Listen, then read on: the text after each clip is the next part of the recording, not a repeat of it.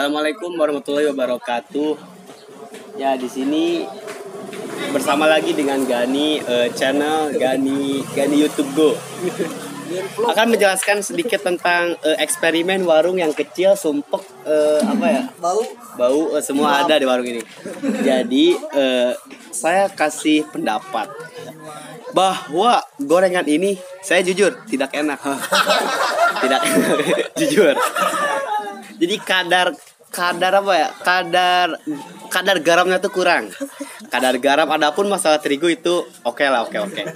Tapi yang jadi masalah, kenapa di saat gorengan itu kecil tetap harganya 1.000?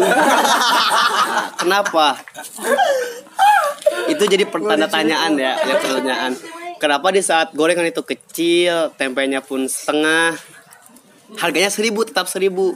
Jadi ya saya termasuk pelanggan. Pemasaran yaitu kita apabila menarik konsumen yaitu apabila tidak laku ya udah GoPay 2 aja.